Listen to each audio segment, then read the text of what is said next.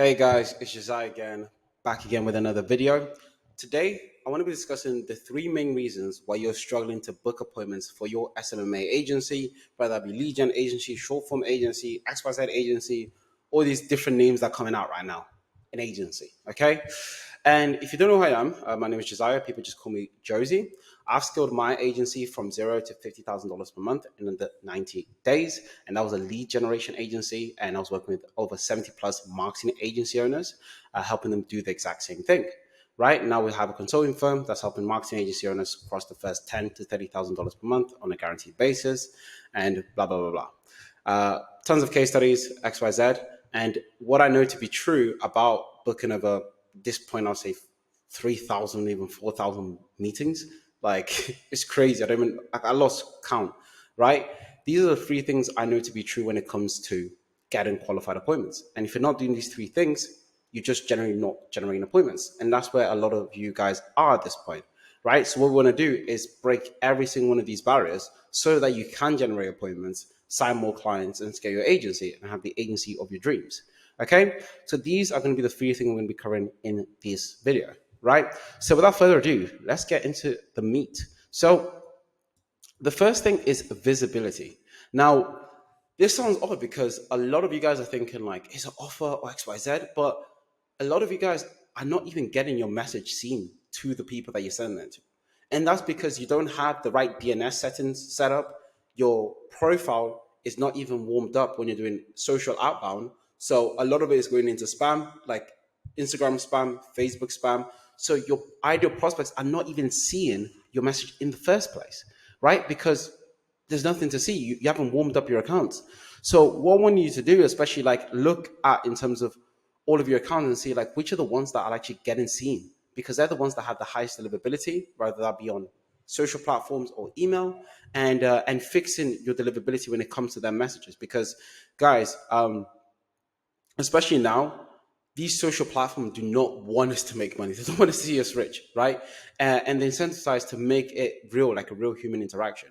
And it's actually not favorable for us as marketers in them platforms because we want to generate business, we want to get more calls, etc. So they're doing everything they can, especially in 2024, to make sure they spam trap us. And yeah, like it's us versus them. It's us versus the big social platform. It's us versus Google. It's us versus Outlook. And we need to be in the best places possible so that our message can get seen by ideal clients, right? And I'll give you a quick story to emphasize this, is that like when I was running emails for clients, right, especially for ecom, there used to be one client that was killing it and another client that wasn't killing it for ecom. And they all had very good offers, right? They had very good messaging. We're talking to the exact same people, done all the checks and everything. But what I realized is just one client had a better deliverability, right? Because in that niche, they actually, like in that sub niche of ecom, they actually wanted to engage with the marketing, right?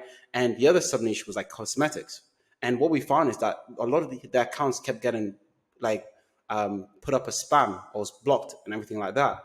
And then just tanked their deliverability, right? And their deliverability actually started off good and started to get good results, but over time it just started dropping. But we didn't even change anything. Like we kept things the same. So I was thinking like, what the flip flop? Like what? Why is it changing, right? And I realized is that like as you run emails, or in our case emails, again and again, there's a higher chance every single day that you end up in spam filters, and especially now in 2024 when there's AI, like it's very easy for you guys to end up in the spam filters and not get seen. So what you want to do is track your deliverability every single week and make sure that you're on top of all of the block, if you're on any block lists, anything like that, and always have emails. Right, I suggest 20% of your emails should just be warming up, just in case a lot of your emails go into spam. Right, that way you can have backup emails so that you can recoup that loss, like emails or deliverability, if you get put into the block list. Right, so if you're not getting emails right now, check, are people seeing the emails or seeing the message in the first place? Because if they're not, it doesn't matter how good your script is, it doesn't matter how good your targeting is. If they're not seeing the email, it doesn't, like nothing's going to work. Like they can't see anything and you can't judge the effectiveness of your offer or your script. Okay. The next thing is offer market fit, right? And also you can do this like market message market resonance as well, similar things. And basically what that means is that, like, are you offering the right things to the right people, right? And I usually see as like, you're right, you're not meshing the right people, or you're not offering them the right things, right? So if you mesh the right people with the right things, or the right offer, they're gonna book a call with you, and they're gonna see what you have to offer, right? So what I'll be doing is I'll be checking, I'll be honestly checking again and again and again. Are we seeing the right things, and are we targeting the right people, right? And when it came to the clients, I remember like we had an appointment off, right? And we tried going into, I think it was it think tanks, or I can't remember the ones. It was, but yeah, it was tech. It was tech niche, right? So we went into the tech niche, and the client had an offer, and he done cybersecurity, but we could also target other tech companies, AI companies, etc. We went into just general tech, and we run that off of helping them get appointments. It was actually inbound leads and inbound appointments via our client's offer. And it didn't work. It didn't work as good. But because we knew the client had a cybersecurity case study, we went to the sub niche, and we are like, we'll help you get in touch with more enterprise clients coming to you instead of you going to them.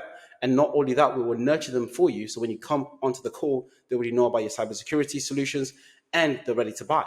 Mind if I send you information on how we can achieve this? Boom. Once we hit that offer, it was like bookings just started coming in. And I was just like mind boggled. I was like, wow. It was like it, and I think a lot of this time I always get reminded in terms of how a good offer in a good market, like once you find that puzzle and you actually get the puzzles right, and you actually fit them in the right way, how much of an improvement you can see in your marketing and how much more money you can make, right? So that just gives you, like, if you're not getting them results and people are actually seeing your message, it's just getting that puzzle, the right piece of the puzzle together, and just keep testing and tweaking until you start getting the offer market fit. And then once you start getting that, just scale it. Okay. And what I mean offer market fit is like people are just raising their hands, right? Enough people are raising their hands to learn more about what you offer. Okay.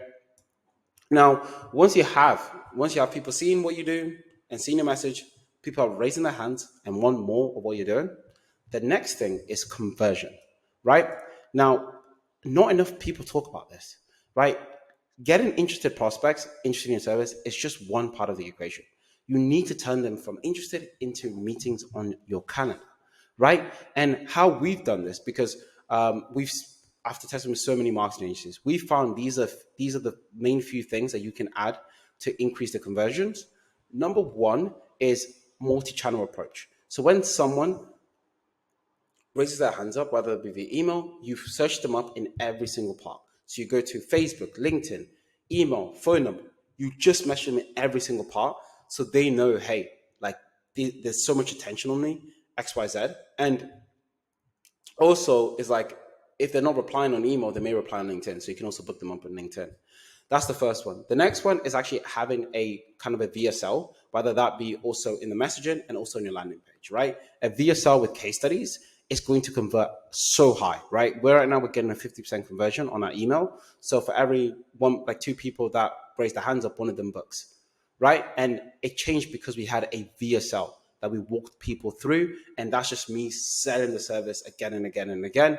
And that's basically like a thing that I record 2 minutes. It takes 2 minutes to do. It's evergreen. I only have to record it once, and it just converts again and again and again. And then the last thing is follow-ups. Guys, the money is in the follow-up. We do around 7 to 8 follow-ups, right, for people that raise their hands. Because, guys, like, it shocks me every time. It's like on the seventh follow-up, they just book a call, which is so weird, right? Because like they could have booked in the first call, but because people have things to do, they're busy. Having a follow-up system in place and make sure that you like nurturing and actually booking them in is going to be so crucial to getting more meetings booked, because it's so much easier, right, converting someone that already has their hand up than getting a stranger to raise their hand up, right? It's so much easier. Okay, so what you want to do is convert as much as you can. So literally, if you're getting 10 people raising their hands up, try to convert 8 to 5 of them to book a call with you. Okay, so guys, what we need to do now is look at your acquisition system. If you're not booking enough meetings, and see, are people seeing my message? Am I sending the right message to the right people? And am I converting enough of the right people into meetings booked? And once you have all of these three things, then just scale. Okay. And if you don't have one of these three things and you need help figuring out how to solve these, There's a link below to work with us one-on-one. We work with you, we're in the trenches with you, guaranteed results, etc. If you want to look, link below. If not, just look at track your data, go back to this video, reference it, and then just keep testing and fixing it until you have something that works, right? This is it for this video. If you want to get more videos, subscribe, like, show your boy some love. And that's all it from me. Have a nice day and take care. Bye.